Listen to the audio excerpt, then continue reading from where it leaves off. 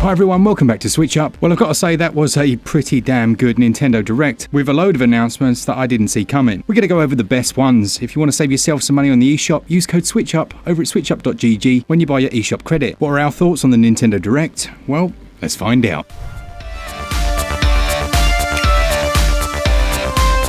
First up then, we had some more information about Sonic Superstars, including the information that it has 12 different zones and that you'll be able to play as Sonic, Tails, Knuckles or Amy Rose. It'll also feature online co-op for up to 4 players as well as local. What I did see were a few stutters as far as performance goes, but it looks like it's shaping up nicely, and we haven't got to wait too long until that one comes out.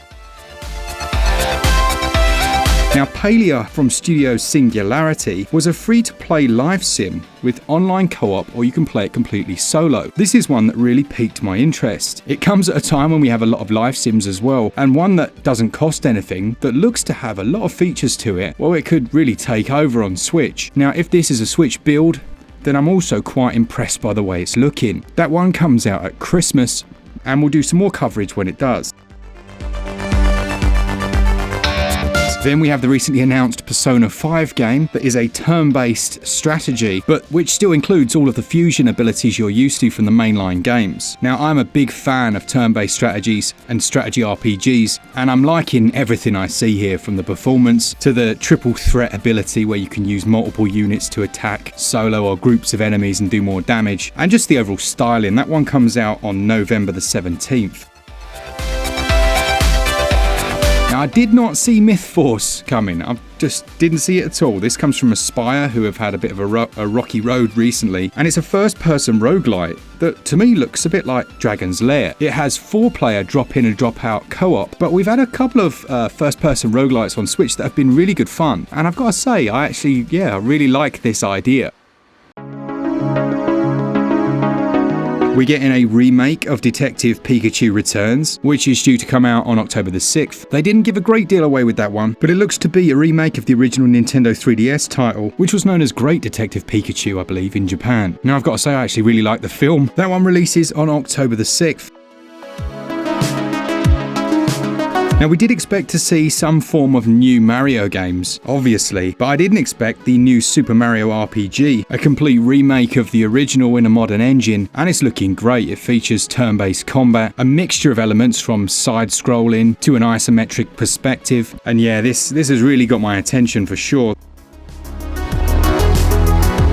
And they followed it up straight away with an announcement that we'll be seeing Princess Peach in her own adventure game. It looks like quite an early build, but still, it could work, and that one releases next year. To follow up the hat trick, they then announced that Luigi's Mansion Dark Moon Remake is in development as well, and that will also release next year. Now, this did make me think, I know so many of us are waiting to see what happens with new hardware, but they are doubling down on Switch releases, so at least we do know that we've got a nice little lineup coming. Then we have the Arkham Asylum, Arkham City and Arkham Knights triple pack, including all of the DLC, and this really put a smile on my face. I absolutely loved these games. I've completely maxed out Asylum and City, but Knights, for whatever reason, I never finished, and let's be honest, by judging at least by these trailers, it looks like they've already nailed the performance. But of course, you can expect more coverage when those drop towards the end of the year. I was really hoping they would be shadow drops, honestly.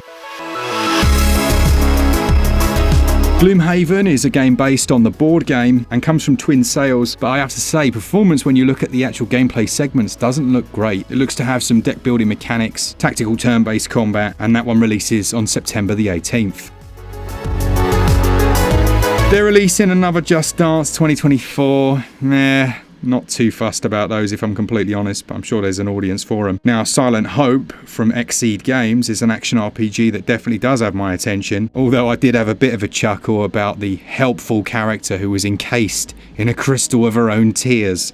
That one's shaping up nicely by the looks of it. XSEED are always good with us as well, so you can expect a review of that one when it releases on October the 3rd. Now, Faith Farm, we've actually just done a very big preview video because we got to play it before anyone else, which was amazing. I'll pop a link to that in the description, but it's really good. It's really very fun indeed. We're getting a sequel to Hot Wheels, so Hot Wheels Unleashed 2 Turbocharged, which features the local co-op, 12-player online, and looks to be more of a continuation of what was a very good game, and that comes out on October the 19th.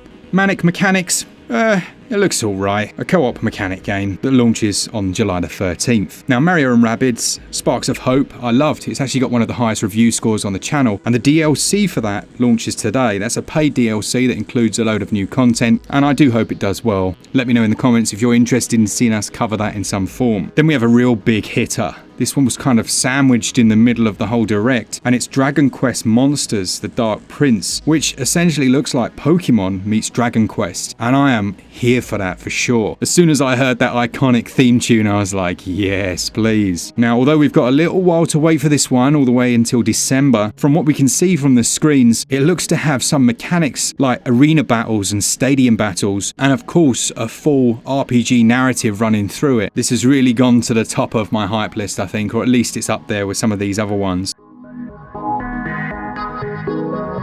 Then, with about 15 minutes of the direct left to go, we had a Pikmin 4 showcase. That included the introduction, I guess, of the little doggy-like companion who you can use for combat. You can use him as a raft, and they showcased the 2-player split-screen Dandori battles. Now, this one's not, it hasn't got long till it comes out. It comes out July the 21st, and they made a point of the nighttime modes. So before you'd have to go back when it was getting dark. Now you're out in the night, and there's kind of a whole other aspect to the game. And there's a demo of that as well coming at the end of this month on June the 28th.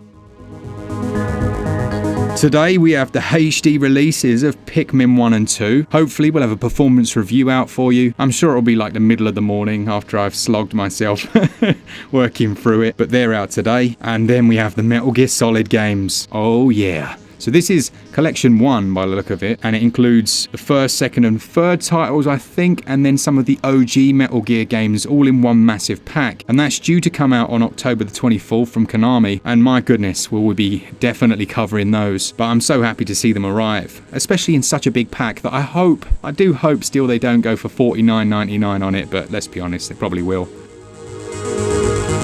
Now, Vampire Survivors has a massive following on other platforms, and that's releasing, and they've included a 4-player co-op mode. This might not sound like fun, but trying to survive these huge waves of monsters is just really, really good. This blew up. It absolutely blew up on other platforms, making its developer like a bit of a, I don't know really, a bit of an icon in the indie world. And now to have it on Switch and with 4-player co-op, it's going to be a great place to play it. That one releases on August the 17th.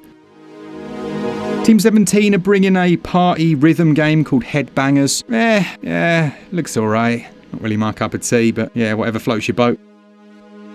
Then there was Penny's Big Breakaway, which I think they said was from some of the Sonic team. Was it the Sonic Mania team? Which is due to launch next year, but I have to say, that's actually looking quite tasty. I'm a big fan of, what is it? What's the one with the girl with the massive hat? Oh, my mind's gone completely blank. But this kind of gave me vibes of that. And let's be honest, it looks much better than some of the other recent spin-offs.